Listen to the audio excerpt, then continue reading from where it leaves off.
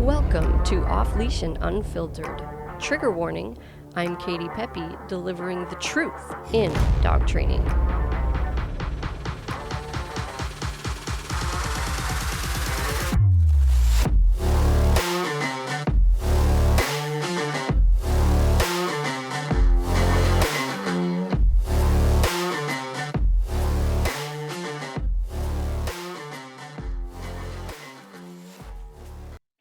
Hey everybody, welcome back to another episode of Off Leash and Unfiltered. I'm Katie Pepe, owner of Diamond Canine Dog Training here in Biddeford, Maine.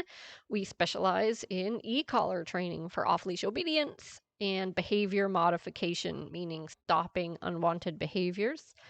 We do lots of state of mind work with dogs that have behavioral issues. So that's kind of what we specialize in. We also do puppy training, puppy board and trains, and that sort of thing, puppy raising manners. So that's who we are. That's what we do.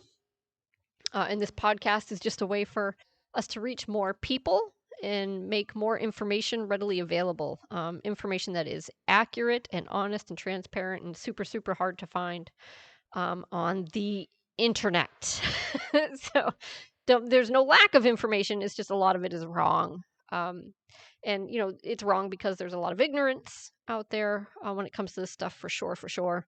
But there's also a lot of ideology and agendas at play, and people intentionally lie about this stuff and try to bury the truth. So it sounds stupid, but it's real. That is the world we are living in. And I know how hard it is to find the truth, so that's what we do. We spread the truth, and yeah, that's it. We want people to be successful with their dogs. That's why we do what we do.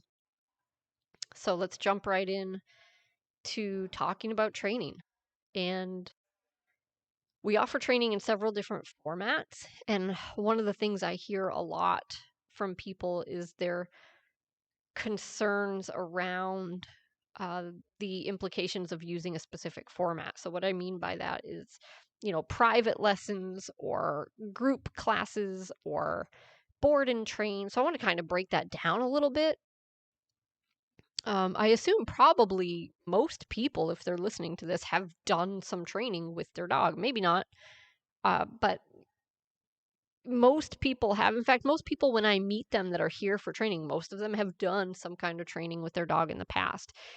And it's also worth mentioning that most of them didn't get a lot of traction with that training, right? Because that's why they're here. They probably wouldn't be here if they did.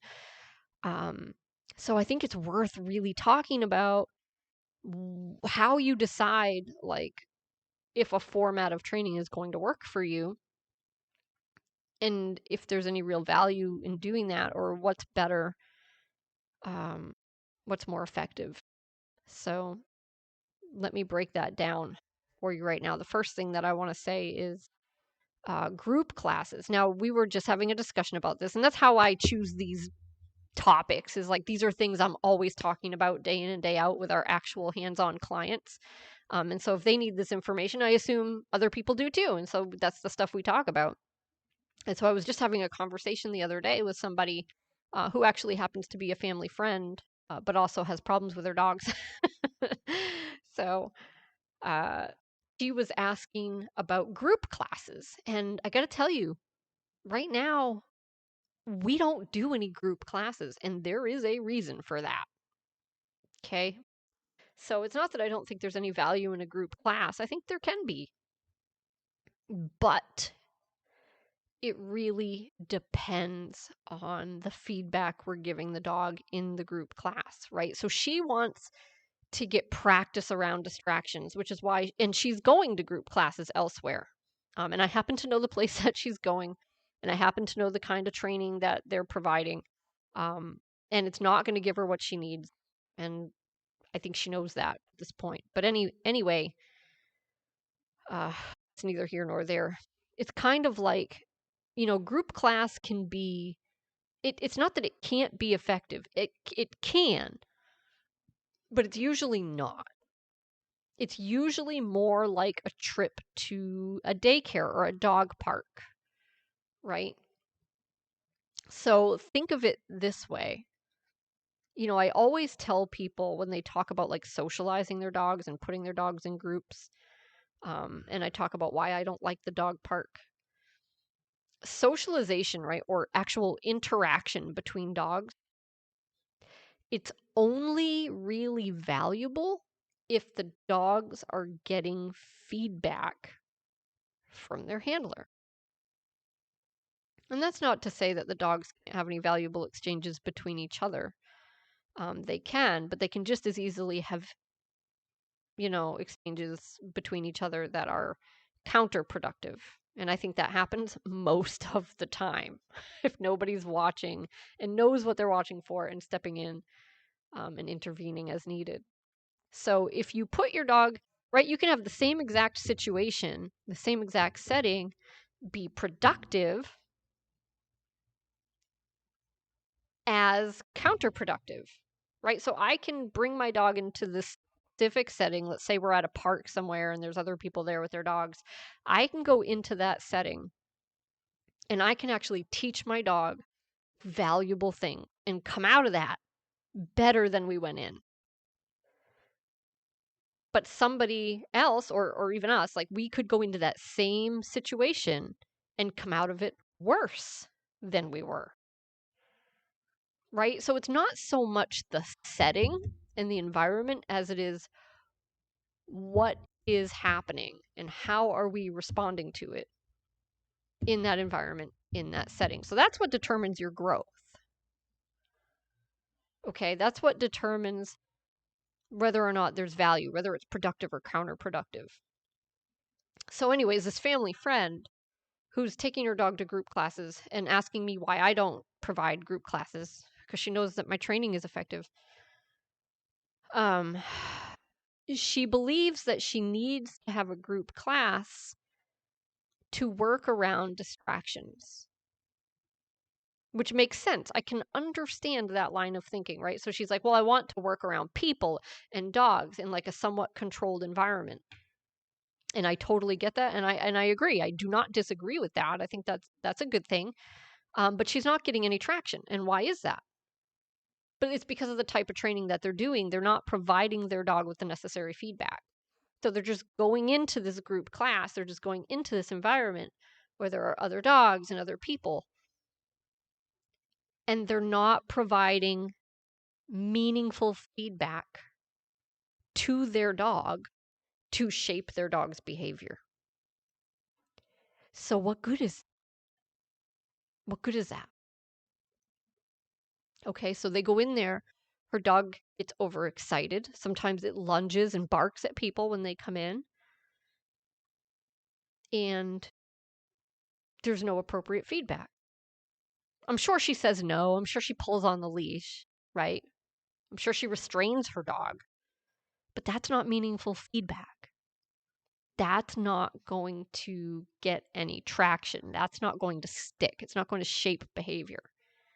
In fact, you may very well, in a situation like that, where you're doing those things, be nurturing that behavior, contrary to popular belief, right? So, because we think if we're saying no, especially in a firm tone, and she's probably getting frustrated, I have to assume I would be. And I'm sure the dog picks up on that. People assume that that's like a negative consequence, but it isn't.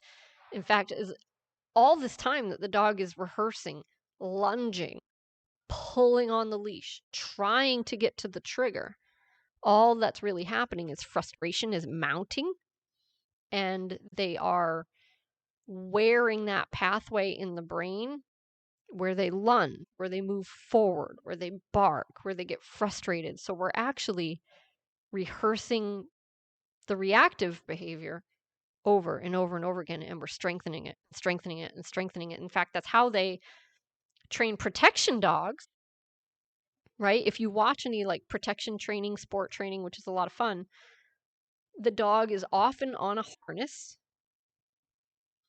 and they are pulling, lunging, barking toward the decoy, right? And so we're really reinforcing that behavior. We're nurturing that behavior. We're strengthening and cementing that behavior. Move toward, move toward, move toward.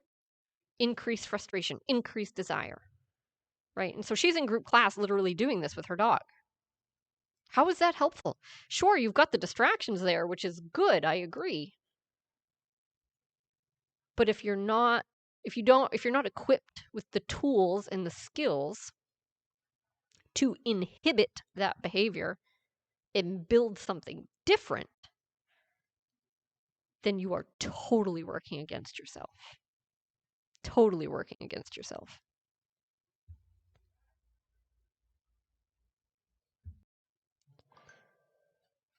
Now, I mean, this is a class where they really only use rewards. And so that's why they're not equipped to respond in a way that would actually change their dog's behavior and get them traction, in which case then they could actually rehearse what they want around distractions. Right? So if I held a group class,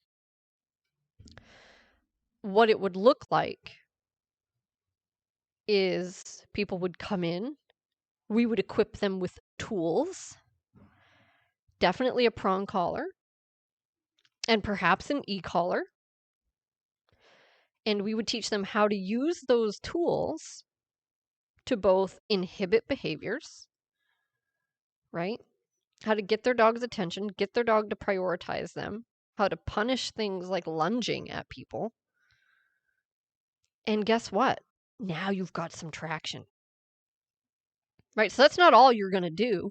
You're going to do that, but then once you do it, now you can actually work your dog. Now you can ask your dog for stuff and reward them when they do it.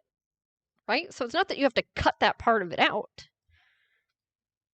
But working around distractions just isn't valuable if you don't have the tools and the skills to tell your dog what to do, what not to do, and actually get them to do it. And get them to choose to do it, right? Not like physically move them around with the leash and try to bribe them and distract them with the treat. Get them to choose to prioritize you over the distraction. That's training. If your training doesn't do that, then it's not good training. Okay, so that's the type of group class I would offer, and I've tried to do that.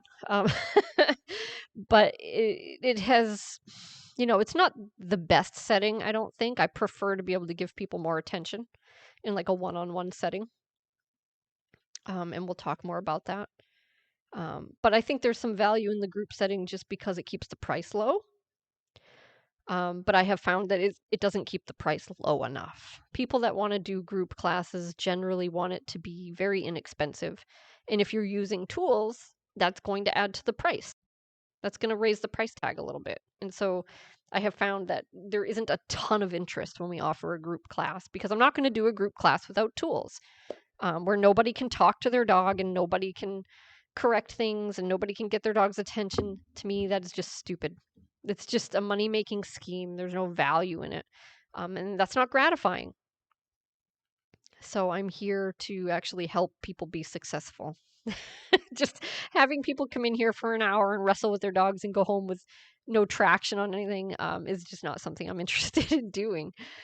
So we don't do that. We don't offer group classes right now.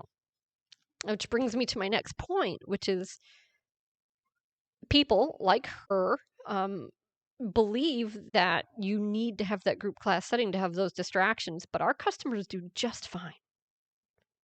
Totally fine, whether it's private sessions or board and train. If they follow the directions and they put in the work, they have no issue around distractions at all. So don't trick yourself into thinking that you have to have that kind of a setting. You do not. You do not. You need to have training that will provide you with the tools and the information and the knowledge and the skill set to go out into the world and work around distraction and be productive. To be able to communicate with your dog and provide feedback to your dog in a way that produces real results around distractions. And it's not like we don't have any distractions in a one-on-one program. We do. We have all kinds of stuff that, we use toys, we use food to distract the dog, we use other dogs, other people.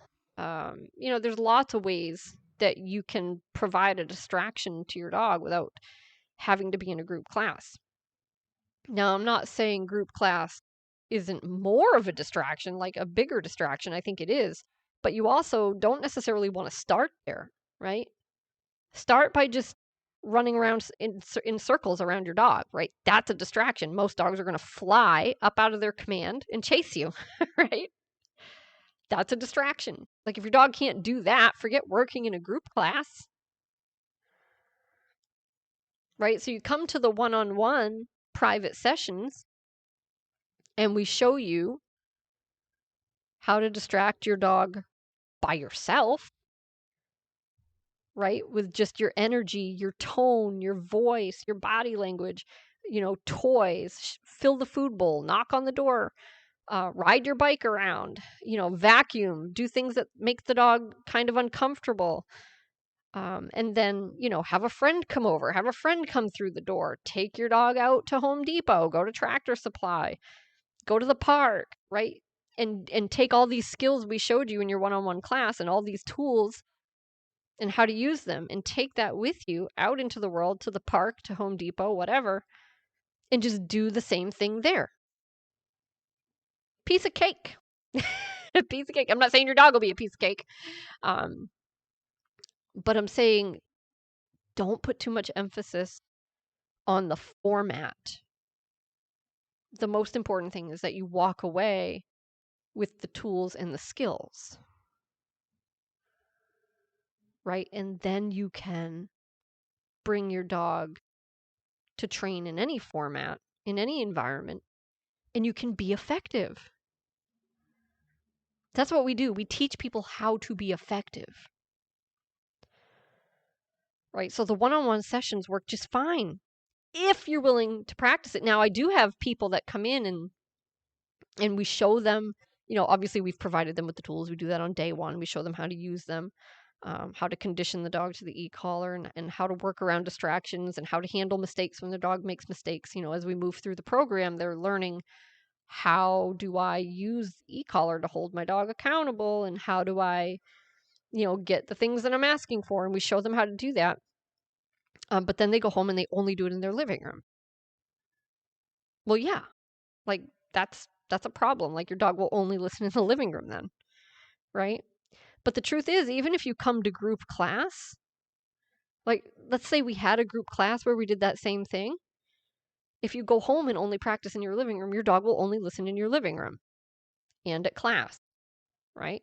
Doesn't do you any good when you go down to the local brewery and you want to sit down and have a pizza and a beer and you want to bring your dog. They're not going to listen because you haven't done it there. So it's going to be messy. It's going to be hard, most likely. Right? And so even a group class can't actually do that for you, right? Even if your dog learns to listen in group class, they will only listen in group class if you don't go out other places and practice. So for that reason, even if you do a class where you feel like the environment is more challenging, which you want, that's okay, but it still won't be enough. You have to take your dog out and practice. Doesn't have to be a ton, right? So I have people that come in, this is what I started to say earlier, they come in, they're doing the training and they're, the dog is learning everything just fine. But we're training recall and they've only done it in their living room. There's nothing I can do for you here that's going to make your dog come back at the park, right? Or on your 100 acres has no fence. I can't do that for you here in private sessions or in a group class, right? If you want your dog to come back to you in the 100-acre forest where there's rabbits and deer, then that's where you need to go practice. And don't think a session has to be like an hour-long session either. It doesn't, like it is when you're here for private sessions and they're about an hour long. It's like, in the wintertime, it's cold out. We don't go outside and practice that long most of the time. We'll do some reps inside and then we go out and we do some reps outside. If it's really cold, we might only be outside for 5 minutes. It might just be 5 reps. right? A lot of times it's 10 minutes, 15 minutes. If it's nice out, maybe we're out there for 2 hours. But it doesn't have to be. But you got to do it. You got to do it. And you can do it no matter what format of training you have. So I find the training's job, again, is to make you effective. And then your job is to take those skills and go out and do them in different environments. So there, I find group class to be wildly ineffective because number one, people don't want to pay the price point for a class that has tools. And number two, you don't get any time with the instructor. So it's all group instruction. And if you're kind of lost or your dog is struggling for some reason, because they're all a little different too, then you just kind of stay stuck and lost. Right? So you might not get the amount of help that you really need. So it's not my favorite. It's not my favorite. And so then, of course, your last option is a board and train option. And I did a consultation yesterday, and the lady's concern was, well, he's going to spend 2 weeks or 3 weeks, doing all this training with you every day. And then my concern is that he's going to come home and he's not going to do any of this stuff for us. And I'm glad she's thinking that way because that absolutely can happen. But in a good training program, it won't happen. So you don't have to worry about that either if you know you're buying a good training program from a reputable trainer. So the problem comes in with the board and train where the trainer trains the dog and the dog knows everything, but they don't do a good job training the human. So that's a huge piece of our job when a dog goes home is to make sure the humans are fully educated. And it's a lot. E-collar training can be a lot. It's a lot to take in. It's a lot to learn. It's a little overwhelming sometimes at first. And that's okay. People go home, they practice, they get comfortable, they reach out if they have questions, and everything falls into place most of the time. Okay, but if I just sent the dog home, then yeah, it would fall apart. It absolutely would fall apart. So the trainer's job in a board and train is to teach the dog all kinds of new skills, teach reliability and consistency, teach accountability, right? And then when the dog goes home, show the owner how to use the tools to get the same reliability. Show them how to really provide accountability and be totally honest about it. Because if they're not, then they won't be able to go home and get the same behavior the trainer got. And that is no good, guys. No good. So not all e-collars are the same. Not all e-collar trainers or training programs are the same for that reason. So I've said before, I've had lots of dogs come through here that have already had e-collar training. And yet here they are for more training. And it really isn't even the dog that needs the training. It's the person. It's the person. So, and I'll tell them that on the phone. I say, chances are your dog already knows all of these things. Like you just haven't held them accountable. And sometimes they tell me, like, nobody showed them how. So you want to make sure that you're going to get sufficient training. And, the thing you have to worry about then is that the information they're giving you is even accurate. So, anybody telling you that you should never correct your dog above a certain level, those sorts of statements are kind of red flag statements because there's just no way for them to know that. There's just no way for them to know that. And most of the time then people go home and they just nag their dogs and that's not what people want. They just want their dog to listen so they can take them places and do things with them and enjoy life with them. So they can keep them safe and keep other people safe. And you got to be, your trainer needs to be honest with you in order for you to go home and do that. So look for someone who's not afraid to share that information openly. Okay. But that's it. I mean, the format of training really isn't the focus, guys. I mean, different formats work better for different people. Obviously, the price point is, usually immensely different among those formats, right? Group class is going to be usually way cheaper. Private sessions are going to be middle of the road, and then board and train is going to be a little more expensive. In most cases, I think board and train is far and away the best option. And some trainers disagree and think private sessions is the best option. And I don't think that there's really a right or wrong way to do it. I think it's different for everybody, but the reason that I often recommend board and train, and this is good, you want to listen to this, like if you're considering doing a training program with your dog somewhere and you're not sure what you'd prefer to do, when you do e-collar training with a dog, you're moving through different phases. And so you're doing something different with the e-collar training, depending on where the dog is at their level of understanding, with the commands, with the e-collar, with everything. And so you're going to be doing one thing one day, something a little different the next, something a little different the next. And that can kind of be a lot for some people, especially if you already have a lot on your plate, or for people that are a little bit older or they're having like problems with their memory.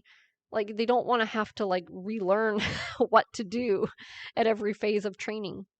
It can be a little confusing, and it's just a lot to remember. So if you do a board and train, the trainer is going to do all that for you.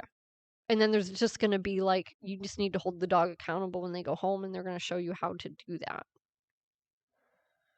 Right now, if you do private sessions, then you basically need to learn every phase, right? You need to come in and do phase 1, go home and practice it. Come in, do phase 2, go home and practice it, which is okay. It's okay, but it's building blocks. And so you got to be willing to learn and adapt every week that you come in for a lesson. And depending on which commands you do when, your dog might be at different stages, right? So they might know place really well, but they haven't learned heel at all. So you're doing 2 different things with those commands. So it's a little more involved. It's a little more labor intensive because you have to go home and you have to do the reps. And like I said, you got to do them inside, you got to do them outside. And you got to be willing to learn to use your tools a little bit differently every time you come to class. So it's more work. It's just more work is what it boils down to. When you do a board and train, all those reps are done for you. The dog's trained inside, they're trained outside. Hopefully they're taken on field trips like we do. Hopefully they work with different handlers like we try to do too. And then the final step is just passing that over to the owner at the go home. And you don't have to worry about actually teaching the dog. They already know everything. Then you just have to focus on you learning everything. A little bit easier. And I think the results tend to be a little more polished, or a lot more polished in some cases. But you can absolutely do it through private sessions too. Group class, I have no doubt that it's possible to do it in a group class, but it's just not something that we've done at this point. Something I'd like to do down the road, if we could get a full group, sign up for a class with tools, I think that would be interesting. So, because I know not everybody has it in the pocketbook either to do a board and train, especially if they need it right now. It's a more expensive option. It is. But that's it, guys. So don't put too much emphasis on the format of your training. Put more emphasis on how do I get the skills? What tools do I need, and how do I get the skills to be effective working with my dog around distractions? And that's it. That's all you need. Okay, guys, thanks for joining me today, and I look forward to the next one.